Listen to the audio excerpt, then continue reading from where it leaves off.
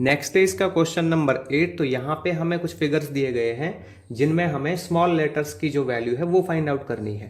ठीक है, तो यहाँ पे इसका जो फर्स्ट पार्ट है ना, उसमें एक रेक्टेंगल दिया गया है ABCD जिसके डायगोनल्स O पर इंटरसेक्ट करते हैं। एंड यहाँ पे जो ये है ना CAB या फिर कह सकते हैं OAB, इसकी वैल्यू दे रखी है इसमें 21 डिग्री। तो हमें यहाँ पे x की वैल्यू फाइंड आउट करनी है। ठीक है, हमें पता है कि जो डायगोनल्स होते हैं रेक्टेंगल के वो क्या होते हैं, इक्वल होते हैं और बाइसेक्ट करते हैं एक दूसरे को। ठीक है, अब x की वैल्यू हम कैसे निकाल सकते हैं? देखिए यहाँ पे ये है 21 डिग्री, तो ये भी 21 डिग्री हो जाएगा।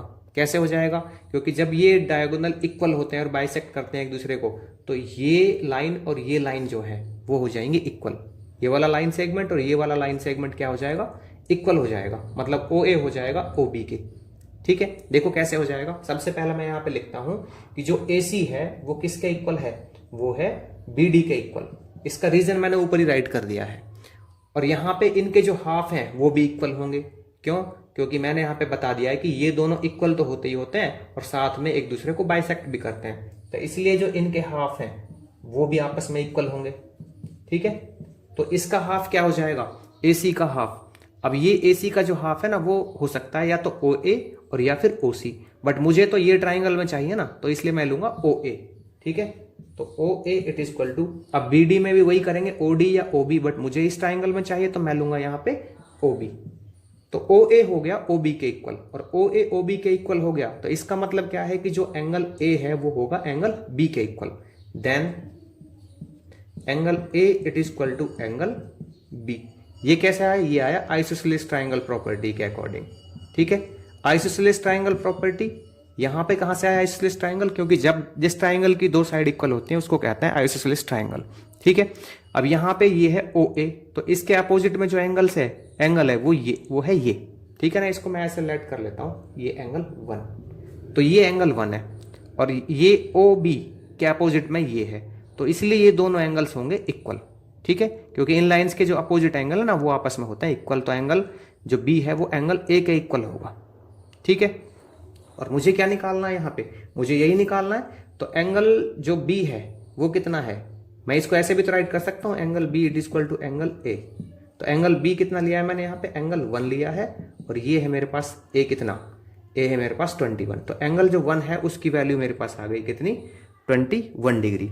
अब यहां से मुझे x की वैल्यू निकालनी है, तो यहां पे मैं लिख लूंगा एंगल 1 प्लस में x it is equal to, ये हो जाएगा 90 डिग्री। क्यों? क्योंकि जो होता है ना मेरे पास रेक्टेंगल, उसके जो हर एक एंगल होता है वो होता है 90 डिग्री का। तो यहां पे मैं लिख दूंगा each angle of rectangle is of 90 degree. ठीक है, हर एक एंगल 90 डिग्री का होता है। एंगल 1 की वैल्यू यहां पे है 21 डिग्री, तो ये 21 डिग्री प्लस में x it is equal to 90 degree. तो x it is equal to 90 degree में से माइनस कर लेंगे 21 डिग्री, तो ये आ जाएगा 69 डिग्री। तो इस तरह से इसका जो लेटर्ड एंगल है, ठीक है ना, उसकी वैल्यू आएगी 69 डिग्री।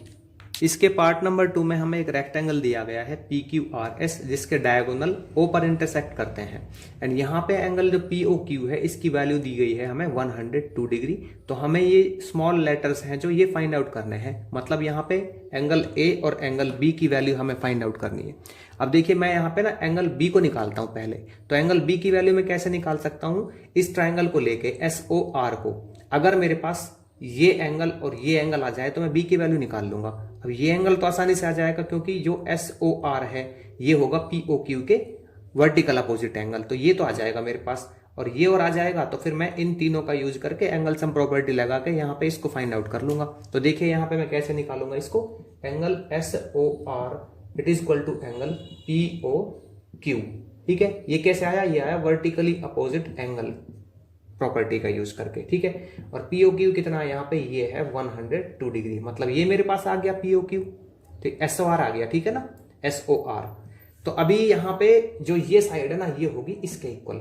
कैसे होगी इसके इक्वल, क्योंकि जो डायगोनल्स होते हैं रेक्टेंगल के वो होते हैं इक्वल और एक दूसरे को बाइसेक्ट करते हैं। तो इसीलिए यहाँ पे जो मेरे पास ये है SQ, ठीक है ना, क्या है यहाँ पे जो SQ है, SQ ये किसके इक्वल होगा, ये होगा RP के इक्वल। ठीक है, और SQ का जो हाफ है वो किसके इक्वल होगा, वो इस आरपी के हाफ के इक्वल होगा। ठीक है, तो हाफ के इक्वल होगा तो इसका मतलब क्या है, यहां पे मुझे ये ट्राइंगल में चाहिए।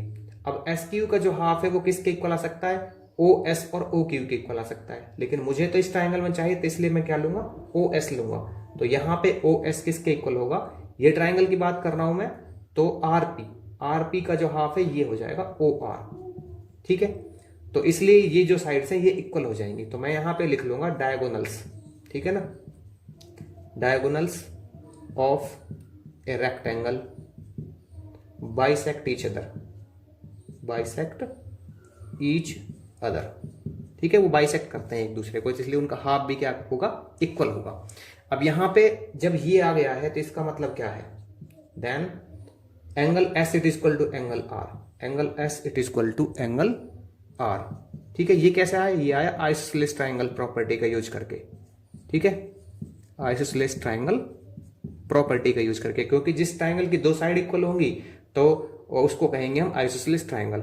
और आइसोसेलेस ट्राइंगल की जो प्रॉपर्टी वो क्या होती है कि उनके अपोजिट में जो एंगल्स होते हैं ना वो इक्वल होते हैं। मतलब इस साइड का जो अपोजिट है वो ये एंगल होगा और इस साइड का अपोजिट है ये एंगल होगा, तो ये दोनों होंगे इक्वल। जब ये यहाँ पे बी है तो ये भी बी होगा, तो इसलिए मैं यहाँ पे क्या लिख देता हूं कि जो एंगल एस है ये भी क्या होगा, बी होगा इसके इक्वल। ठीक है ना, आर के इक्वल। अब मैं ले लेता हूं यहां पे in triangle S O R. ठीक है, अभी तक वैसे हम एस ओ आर में ही चल रहे थे, तो यहां पे angle S plus angle O plus में angle R it is equal to 180 degree. तो ये आएगा angle sum property of triangle property का यूज करके। ठीक है, एस की वैल्यू कितनी है यहाँ पे, ये है बी, ओ की वैल्यू है 102। ठीक है ना, यहाँ पे मेरे पास आया था ये 102। ठीक है, 102 डिग्री प्लस में आर की वैल्यू बी है यहाँ पे तो 180 डिग्री। तो बी से क्या आया 2b प्लस में 102 and it is equal to 180 degree. तो 2b it is equal to ये क्या आ जाएगा 180 से माइनस कर देंगे किसको 102 डिग्री को, तो 2b it is equal to आ जाएगा कितना 78 डिग्री। तो b की वैल्यू कितनी है यहाँ पे 78 को डिवाइड कर देंगे 2 से, तो ये कट के आ जाएगा कितना 39 डिग्री। तो यहाँ पे जो b की वैल्यू है वो हमारे पास कितनी आ गई 39 डिग्री आ गई, है ना। अब ये जब 39 डिग्री आई तो इसका मतलब यहाँ पे मैं किसकी निकाल सकता हूँ, a की भी निकाल सकता हूँ। कैसे निकाल सकता हूँ कि देखो यहाँ पे जो एंगल b है और a है उन दोनों का सम होगा 90 डिग्री। क्यों, क्योंकि जो हर एक एंगल होता है ना रेक्टेंगल का वो होता है 90 डिग्री। तो यहाँ पे लिख सकते हो आप each angle of a rectangle is of 90 degree. तो b की कितनी है 39 डिग्री है एंड प्लस में एंगल a है तो यहाँ पे 90 डिग्री। तो angle a it equal to क्या आ जाएगा 90 में से माइनस कर देंगे 39 डिग्री को, तो ये आ जाएगा 10 में से 9 गए तो 1 और 8 में से 3 गए तो 5, तो ये आ जाएगा हमारे पास 51 डिग्री। नेक्स्ट है इसका पार्ट नंबर 3। तो यहाँ पे हमें पी क्यू आर एस एक रोम्बस दिया गया है जिसमें हमें x और y की वैल्यूज फाइंड आउट करनी है। तो यहाँ पे मैं सबसे पहले x की वैल्यू निकाल लेता हूँ। x की वैल्यू मैं निकाल लेता हूँ ट्राइंगल पी एल क्यू का यूज करके। ठीक है, तो मैं यहाँ पे राइट कर देता हूँ in triangle P L Q. ठीक है, पी एल क्यू में मैं कैसे निकाल सकता हूँ इसको, मैं तीनों एंगल्स को प्लस कर लेता हूँ। तो यहाँ पे angle P plus angle L and plus angle Q। ठीक है, इट इज इक्वल टू ये आ जाएगा 180 डिग्री। तो ये क्या होती है angle sum property of triangle. तो एंगल P कितना है यहाँ पे ये दिया हुआ इसमें 34 डिग्री।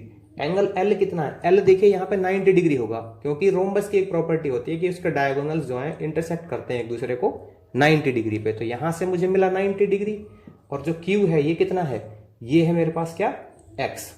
ठीक है, तो प्लस में मैं X लिख दूंगा तो 180 डिग्री। इन दोनों का प्लस कितना हो जाएगा 4 और 9 और 3 12 124 डिग्री। इट इज प्लस में X it is equal to 180 degree. x is equal to 180 में से मैं निकाल लेता हूं माइनस 124, इधर प्लस का उधर जाके माइनस का। x इज इक्वल टू आ जाएगा 10 में से 4 गए 6, 7 में से 2 गए 5, 56 डिग्री आ जाएगा। अब मुझे किसके निकालनी है, y की वैल्यू निकालनी है। तो देखो y की वैल्यू मैं कैसे निकाल सकता हूं, ये निकाल सकता हूं मैं ट्राइंगल एस पी क्यू का यूज करके। तो मैं यहां पे लिख दूंगा इन ट्राइंगल एस पी क्यू। तो एस पी क्यू का यूज करके मैं कैसे निकाल सकता हूं, जो रोम्बस होता है ना उसकी जो सारी साइड्स हैं वो होती हैं इक्वल, तो इसलिए ये वाली साइड्स भी इक्वल हो जाएंगी इसकी। तो मैं यहां पे लिख लूंगा S P it is equal to P Q. ठीक है, ये कैसे आया? All sides of rhombus are equal. कैसे आएगा? All sides of rhombus are equal, ये आप राइट कर लेंगे। ठीक है, तो S P it is equal to जब पी क्यू आया तो इसका मतलब क्या है कि इनके जो अपोजिट एंगल्स होंगे एक दूसरे के इक्वल होंगे। इसका अपोजिट एंगल क्या होगा? इस साइड का ये होगा और इसका अपोजिट एंगल ये वाई होगा। तो मैं यहां पे कैसे राइट कर सकता हूं कि जो एंगल एस है वो किसके इक्वल होगा? वो होगा एंगल क्यू के इक्वल। ठीक है, मैं इस ट्रायंगल की बात कर रहा हूं एस पी क्यू की। तो एंगल एस यहां पे कितना है? वाई है, और एंगल क्यू कितना है? ये है एक्स। ठीक है, तो x की वैल्यू कितनी है यहाँ पे? 56 डिग्री है, इसलिए y की वैल्यू भी कितनी आ जाएगी? 56 डिग्री आ जाएगी। नेक्स्ट है इसका पार्ट नंबर 4। तो यहाँ पे हमें ए बी सी डी एक स्क्वायर दिया गया है जिसमें हमें एंगल डी एक्स सी की वैल्यू दी गई है 112। तो हमें ए की वैल्यू फाइंड आउट करनी है। तो देखिए ए की वैल्यू मैं किस तरह से निकाल सकता हूँ? यहाँ पे इस ट्राइंगल वाई एक्स सी का यूज करके निकाल सकता हूँ। इसके लिए मुझे क्या चाहिए? एक ट्राइंगल ये चाहिए, है ना, ये वाला एंगल, इसको मैं मान लेता हूं ये है एंगल 1, और एक ये वाला एंगल चाहिए। तो ये तो मैं निकाल लूंगा किसका यूज करके? लीनियर पेयर का यूज करके। और ये कैसे आ जाएगा? ये एंगल सी जो आ जाएगा किसका यूज करके? कि जो ए सी है वो एंगल सी को बाइसेक्ट करेगा, और स्क्वायर का हर एक एंगल कितने डिग्री का होता है? 90 डिग्री का। तो बस मैं इसको निकाल लेता हूं। यहाँ पे देखो, पहले मैं इसका यूज कर लेता हूं एंगल 1। यहाँ पे किसका यूज कर लेते हैं? एंगल 1 प्लस में 112 degree it is equal to 180 degree. तो ये तो है लीनियर पेयर। तो एंगल 1 की वैल्यू कितनी आ जाएगी? 180 डिग्री में से 112 डिग्री को माइनस कर देंगे। तो 10 में से 2 गए 8, और यहाँ पे 7 में से 1 गए तो 6। तो ये तो आ गई 68 डिग्री मेरे पास, है ना। अब किसका यूज कर लें? यहाँ पे जो ये है ना एंगल DCB, ये कितना है? ये है, यहाँ पे मैं लिख देता हूं angle DCB it is equal to 90 degree. क्यों? क्योंकि यहाँ पे each angle of square is of 90 degree, ये मैं राइट कर दूंगा यहाँ पे। ठीक है, तो जब DCB मेरे पास 90 डिग्री है तो यहाँ पे जो ये है मेरे पास कितना? ACB, ये कितना हो जाएगा? एंगल ACB जो है इसका हाफ हो जाएगा। मैं ऐसे कर देता हूं, इसको हाफ कर देता हूं। एंगल DCB का जो हाफ है वो इसके हाफ के इक्वल होगा। ठीक है, तो DCB का जो हाफ है वो कैसे आएगा? मुझे इस ट्राइंगल में चाहिए, तो मैं ऐसे कर लेता हूं, इसको BCA ले लेता हूं। तो angle BCA it is equal to ये हो जाएगा 45 डिग्री।